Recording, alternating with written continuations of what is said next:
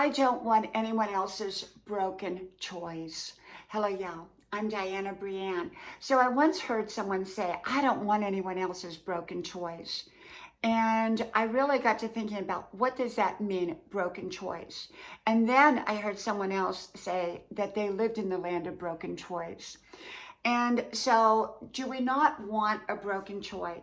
Well, I think that what they were talking about was relationships.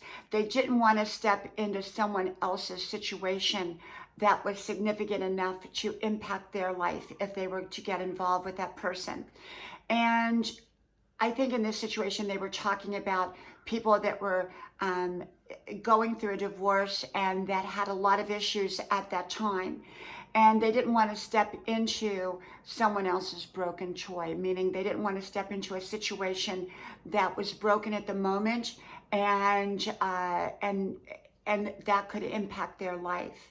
And not saying that divorced people are broken people because, everyone can be broken for a different reason. And sometimes we do step into other people's lives when they're feeling broken. But when it comes to a romantic relationship, it's important before two people come together, in my opinion, it's only my opinion, that those two people are as close to being a whole person as they can and being, that they have their life together. Because if they come together and their life is a mess, they're both likely going to create more of a mess together than if they're both strong coming into a relationship. People who have their life together tend to bond with other people that have their life together. People who have their life is a mess, they tend to bond with other people whose life is a mess. And so I think that if we're going through a brokenness period of time, and we all can go through a brokenness period of time, it's important for us to not get involved right away into a heavy-duty romantic relationship as far as I'm concerned.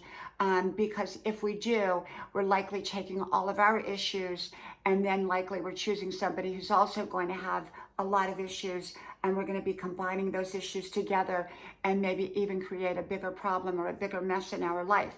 And what for me is important, if I were in that situation, I would want to sort through my own life, rebuild my life, become my best self, and then step out towards people that also are doing the same thing.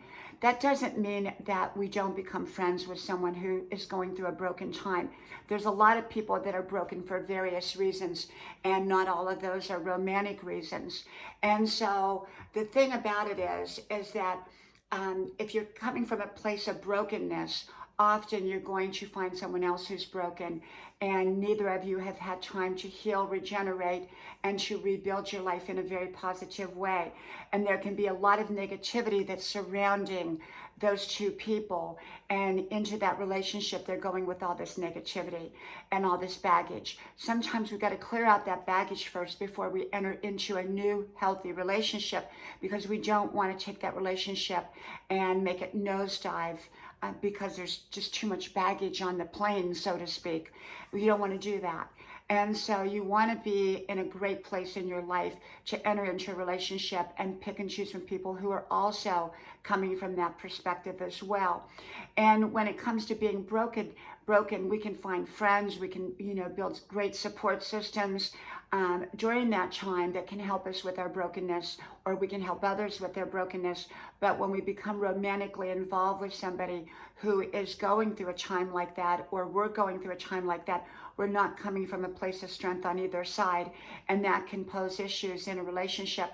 So I really think it's best to wait until one has gotten through their brokenness to the best of their ability before they enter into a relationship, because we choose relationships at the level that we're at the moment, and we tend to do that.